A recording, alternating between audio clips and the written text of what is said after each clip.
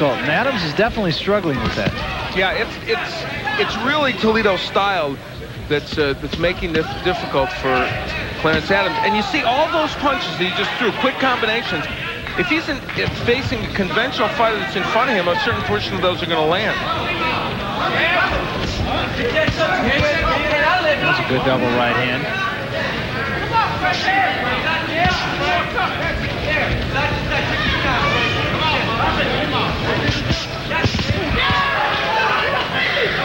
Adams is strong. You saw he got Toledo going backward with that body shot.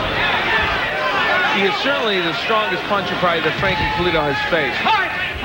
A lot of pressure from Clarence Adams all the time. He's a good pressure fighter, and he's showing that.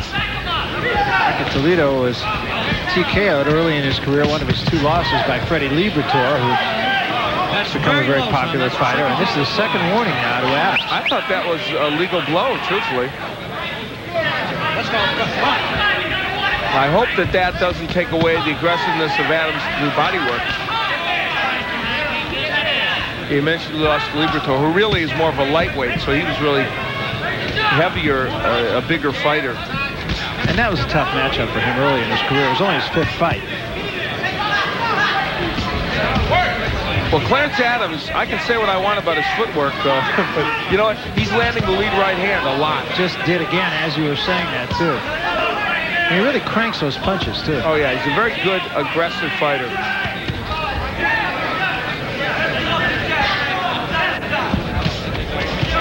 Once again, I hasten to point out he's had just 1 fight since last December. That was the fight against Orlando Canizales, and that was at the end of March. Broke his jaw, and this is his first time back. So in large part, this is, I hate to put it in the category of tune-up fight because it's a very tough fight for a tune-up fight, but yet really that is what it is as we come to the end of the 3rd round, and we'll be back.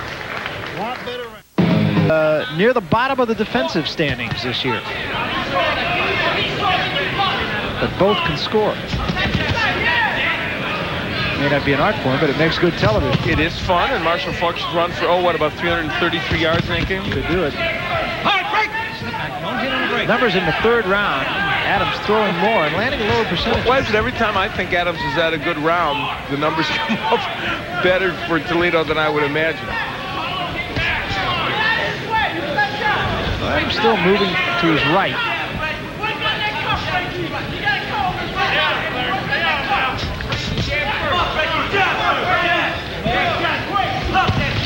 They, of course, have been imploring Toledo in his corner to use the jab effectively, which he's trying to do. You know one of the amazing things about Clarence Adams? 19 years old. He's had a world title shot. He's only 19 years old. Said he first started fighting when he was 5. As a matter of fact, he was on That's Incredible at the age of 8, I believe, as a 3-year veteran. That is incredible. I think he was outpointed by Kathy Lee Crosby in that one. Good hook by Toledo.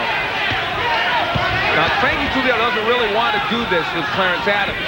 At least not very much. He took a good hook from Adams after that. Now, one of the interesting things is since Clarence Adams has been fighting, he has fought at the junior featherweight, but last time he went for the bantamweight title. Will this weight class make a difference for him? Toledo just continues to be a pest. He got the jab in there a moment ago. I have to say that it feels to me like Clarence is making this fight more difficult for himself by constantly moving to the right instead of getting outside to the left. It's real hard to fight a lefty when you're in that position. So he's moving constantly to the right.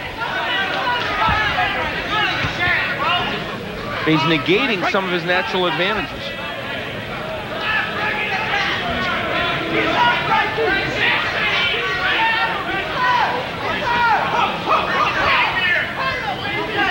And now he switches lefty, which is a good move against the southpaw, but it comes very late in the round as it did the last time as well.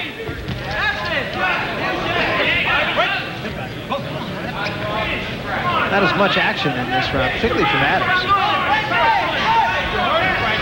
Adams could lose this round just on attrition. Well, he had it going in the early part, and Frankie Toledo has done a very good job here in the second part of this round of being aggressive and even backing Adams up, and that's not a position Adams normally is in. Very good right hook a moment ago by Frankie Toledo. And he really has come on to make this an extremely close round. End of 4, and we'll be back. Well, this fight has reached a sudden ending. A dislocated shoulder from Clarence Bones Adams, his nickname is starting to be much more apt than it should. Boy. He still should get an X-ray. Tough luck continues to dog him. The broken jaw against Canizales, now the apparently dislocated shoulder. Oh, yeah. It's a shame because this was shaping up as a very good fight, and for that young man, it's a tough break. Extremely so. For Frankie Toledo, a chance for him to move up. And let's say this, Frankie Toledo was fighting a good fight here. It was a very close and even fight. Though I think the second part of that last round, probably a lot of the reason where he got the advantage was because of the injury to Bones Adams. Yeah, I think that's probably true. I have an idea these two might hook up again. It would be nice to see that.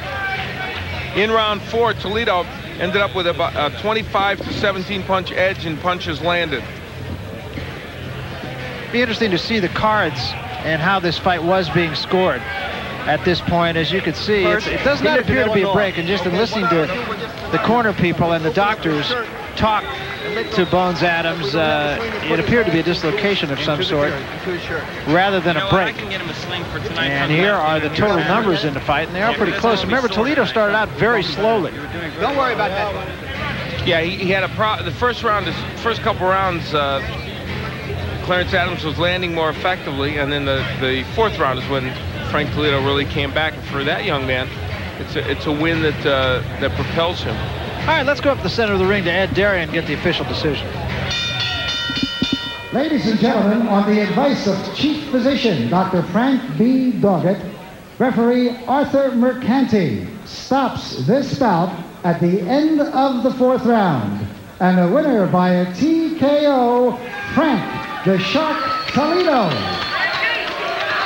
Well, Frankie Toledo officially is the winner on a technical knockout. Interestingly enough, we did get the judges' scores. All 3 judges had it 38-38.